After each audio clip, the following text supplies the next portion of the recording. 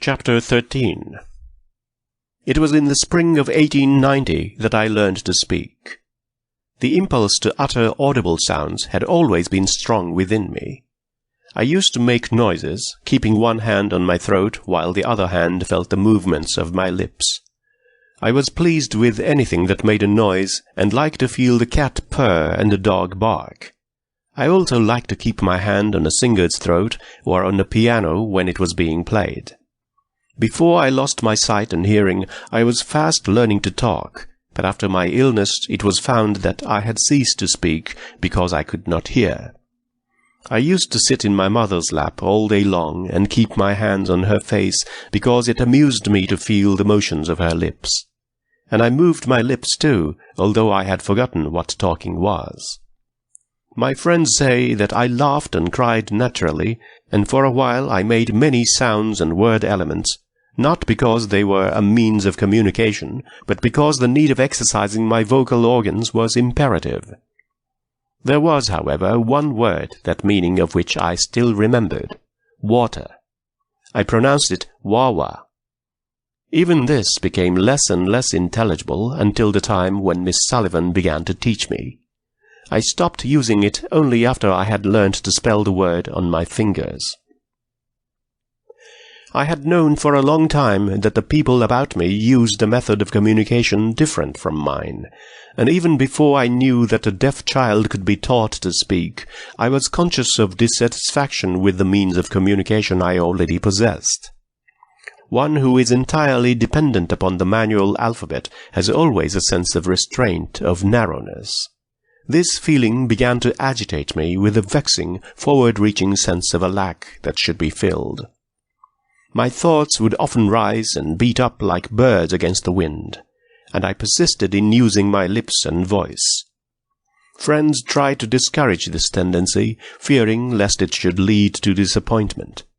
But I persisted, and an accident soon occurred which resulted in the breaking down of this great barrier. I heard the story of Ragnhild Carter. Mrs. Lamson, who had been one of Laura Bridgman's teachers, and who had just returned from a visit to Norway and Sweden, came to see me and told me of Ragnhild Carter, a deaf and blind girl in Norway who had actually been taught to speak. Mrs. Lamson had scarcely finished telling me about this girl's success before I was on fire with eagerness. I resolved that I, too, would learn to speak. I would not rest satisfied until my teacher took me for advice and assistance to Miss Sarah Fuller, principal of the Horace Mann School. This lovely, sweet-natured lady offered to teach me herself, and we began the 26th of March, 1890. Miss Fuller's method was this. She passed my hand lightly over her face, and let me feel the position of her tongue and lips when she made a sound. I was eager to imitate every motion, and in an hour had learned 6 elements of speech: M, P, A, S, T, I. Miss Fuller gave me 11 lessons in all. I shall never forget the surprise and delight I felt when I uttered my first connected sentence: "It is warm." True, they were broken and stammering syllables, but they were human speech. My soul, conscious of new strength, came out of bondage, and was reaching through those broken symbols of speech to all knowledge and all faith. No deaf child who has earnestly tried to speak the words which he has never heard, to come out of the prison of silence, where no tone of love, no song of bird, no strain of music ever pierces the stillness, can forget the thrill of surprise, the joy of discovery which came over him when he uttered his first word. Only such a one can appreciate the eagerness with which I talk to my toys, to stones, trees, birds, and dumb animals, or the delight I felt when at my call Mildred ran to me, or my dogs obeyed my commands. It is an unspeakable boon to me to be able to speak in winged words that need no interpretation. As I talked, happy thoughts fluttered up out of my words that might perhaps have struggled in vain to escape my fingers. But it must not be supposed that I could really talk in this short time. I had learned only the elements of speech. Miss Fuller and Miss Sullivan could understand me, but most people would not have understood one word in 100. nor is it true that after I had learned these elements I did the rest of the work myself. But for Miss Sullivan's genius, untiring perseverance, and devotion, I could not have progressed as far as I have toward natural speech. In the first place, I labored night and day before I could be understood even by my most intimate friends. In the second place, I needed Miss Sullivan's assistance constantly in my efforts to articulate each sound clearly and to combine all sounds in 1,000 ways. Even now she calls my attention every day to mispronounced words. All teachers of the deaf know what this means, and only they can at all appreciate the peculiar difficulties with which I had to contend. I had to use the sense of touch in catching the vibrations of the throat, the movements of the mouth, and the expression of the face, and often this sense was at fault. In such cases I was forced to repeat the words or sentences, sometimes for hours, until I felt the proper ring in my own voice. My work was practice, practice, practice. Discouragement and weariness cast me down frequently, but the next moment the thought that I should soon be at home and show my loved ones what I had accomplished spurred me on, and I eagerly looked forward to their pleasure in my achievement. "My little sister will understand me now," was a thought stronger than all obstacles. I used to repeat ecstatically, "I am not dumb now." I could not be despondent while I anticipated the delight of talking to my mother and reading her responses from her lips. It astonished me to find how much easier it is to talk than to spell with the fingers, and I discarded the manual alphabet as a medium of communication on my part. But Miss Sullivan and a few friends still use it in speaking to me, for it is more convenient and more rapid than lip-reading. Just here, perhaps, I had better explain our use of the manual alphabet, which seems to puzzle people who do not know us. One who reads or talks to me spells with his hand, using the single-hand manual alphabet generally employed by the deaf.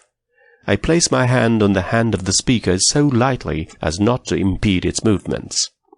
The position of the hand is as easy to feel as it is to see. I do not feel each letter any more than you see each letter separately when you read.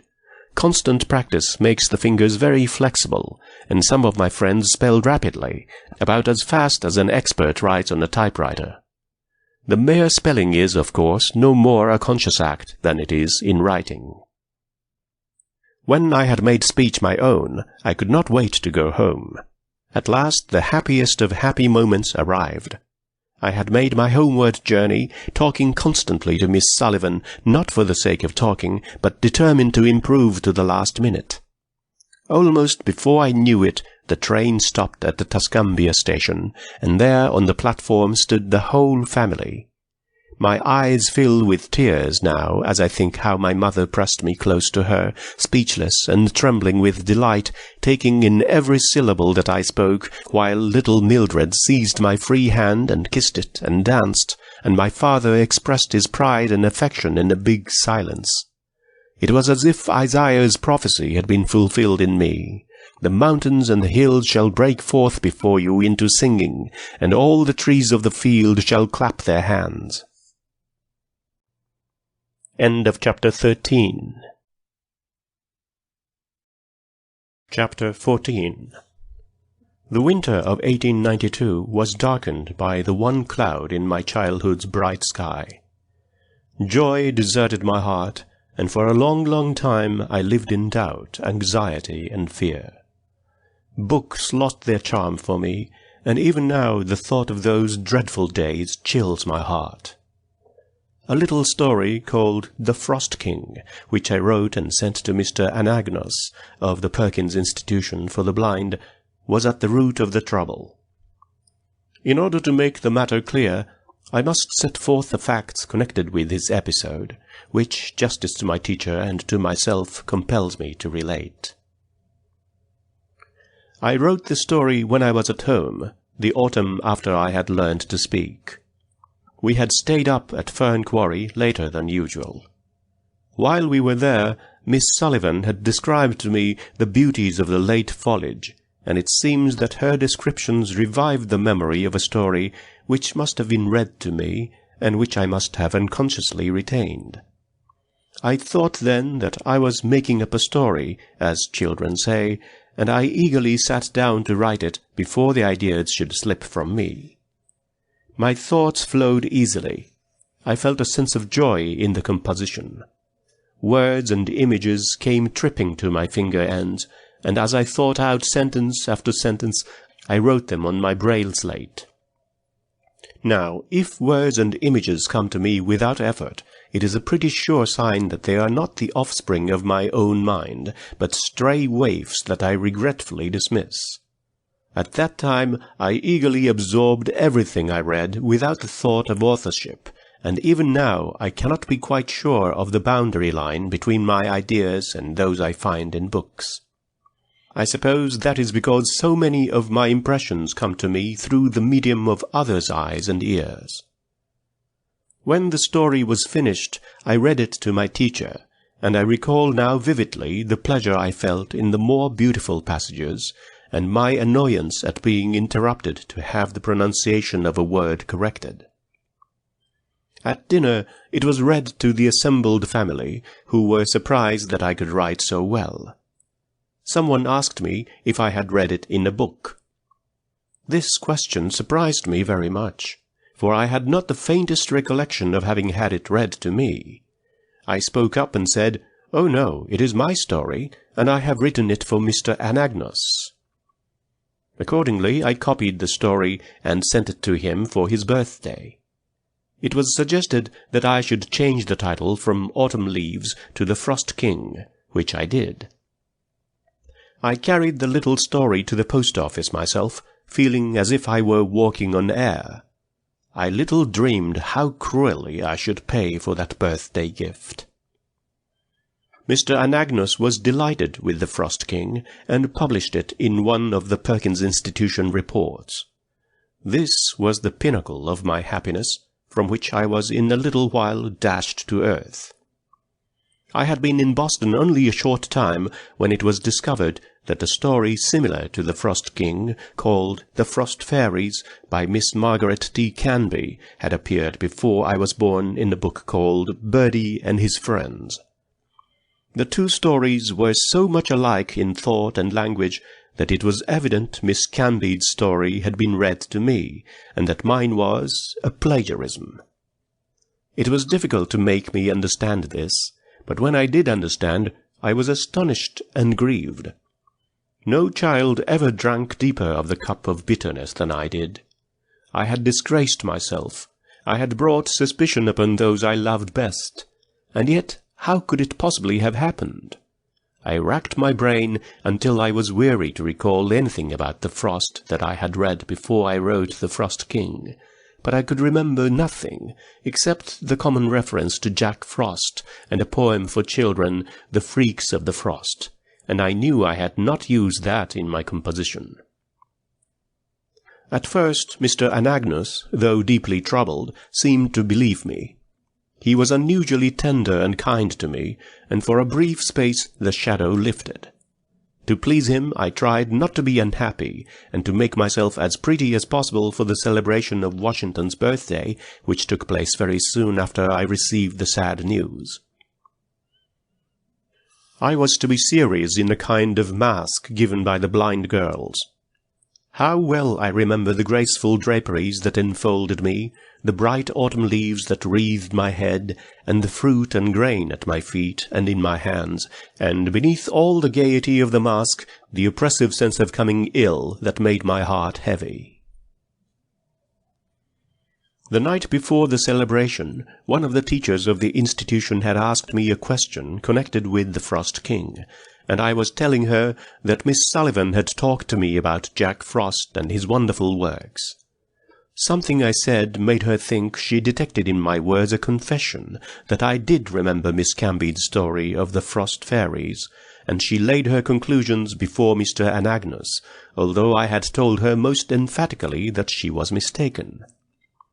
Mr. Anagnos, who loved me tenderly, thinking that he had been deceived, turned a deaf ear to the pleadings of love and innocence.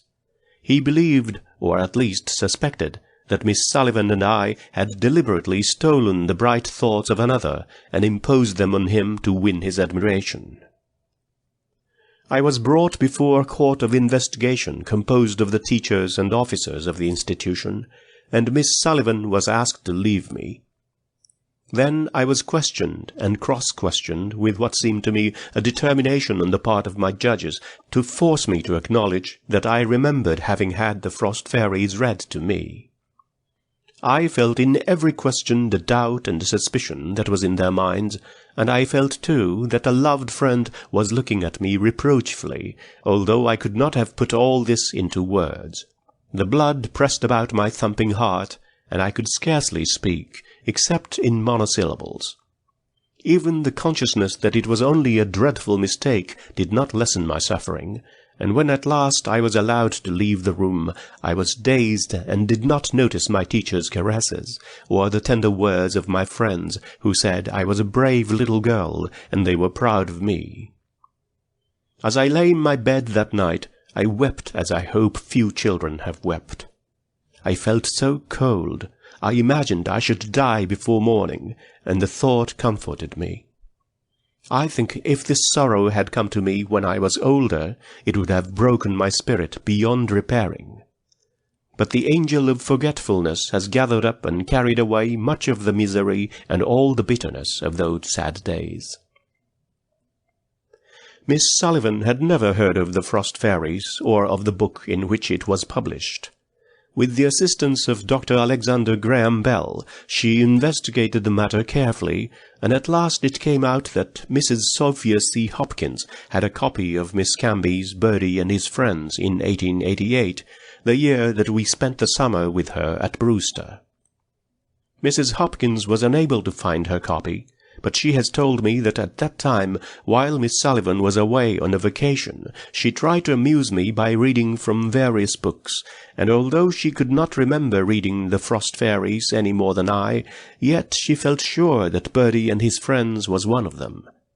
She explained the disappearance of the book by the fact that she had a short time before sold her house and disposed of many juvenile books, such as old school books and fairy tales, and that Birdie and His Friends was probably among them.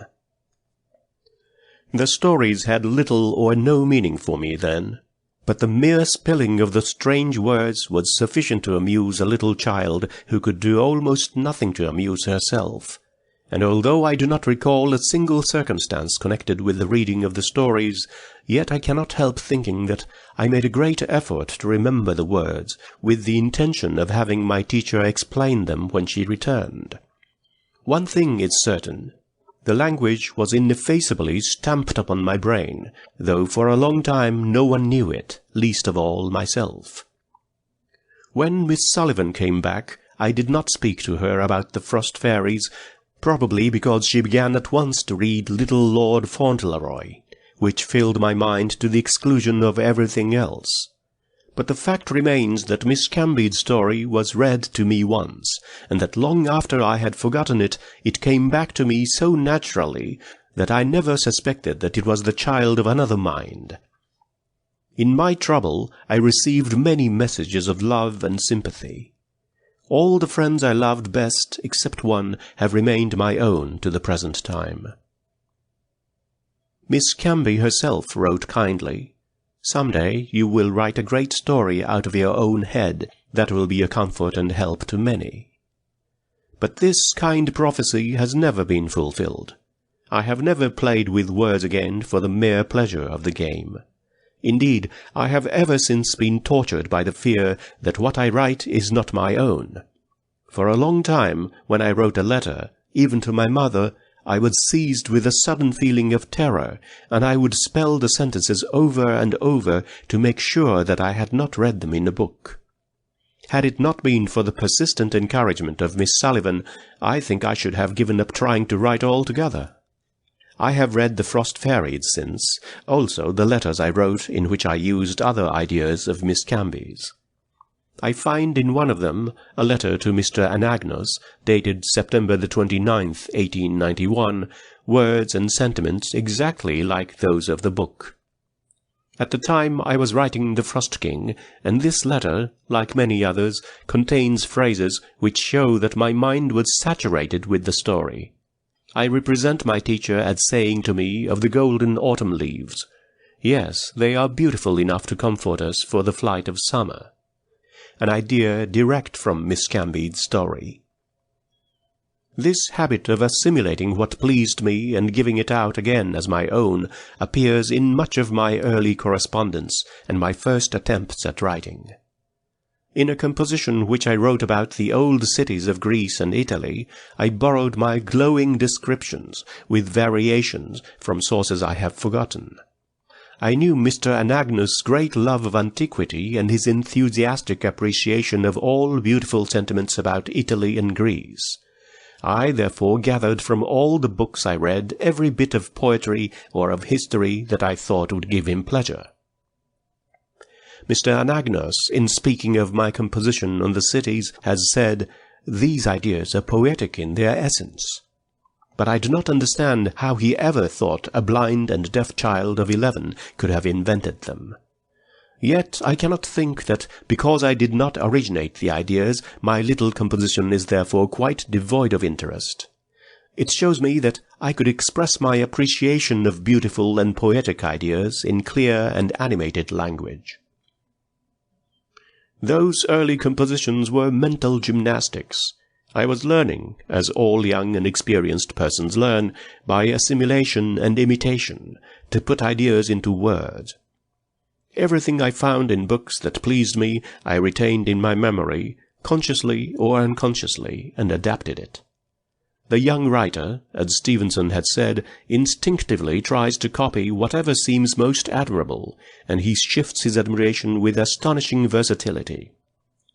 It is only after years of this sort of practice that even great men have learned to marshal the legion of words which come thronging through every byway of the mind. I am afraid I have not yet completed this process. It is certain that I cannot always distinguish my own thoughts from those I read, because what I read become the very substance and texture of my mind. Consequently, in nearly all that I write, I produce something which very much resembles the crazy patchwork I used to make when I first learned to sew. This patchwork was made of all sorts of odds and ends, pretty bits of silk and velvet. But the coarse pieces that were not pleasant to touch always predominated. Likewise, my compositions are made up of crude notions of my own, inlaid with the brighter thoughts and riper opinions of the authors I have read. It seems to me that the greater difficulty of writing is to make the language of the educated mind express our confused ideas, half feelings, half thoughts, when we are little more than bundles of instinctive tendencies. Trying to write is very much like trying to put a Chinese puzzle together. We have a pattern in mind which we wish to work out in words, but the words will not fit the spaces, or if they do, they will not match the design. But we keep on trying because we know that others have succeeded, and we are not willing to acknowledge defeat. "There is no way to become original except to be born so," said Stevenson, "and although I may not be original, I hope sometime to outgrow my artificial, periwigged compositions. Then, perhaps, my own thoughts and experiences will come to the surface. Meanwhile, I trust and hope and persevere, and try not to let the bitter memory of the Frost King trammel my efforts. So this sad experience may have done me good and set me thinking on some of the problems of composition. My only regret is that it resulted in the loss of one of my dearest friends, Mr. Anagnos.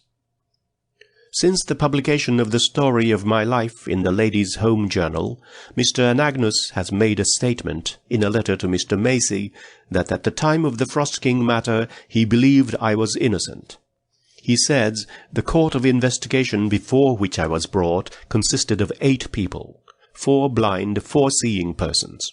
4 of them, he says, thought I knew that Miss Cambead's story had been read to me, and the others did not hold this view."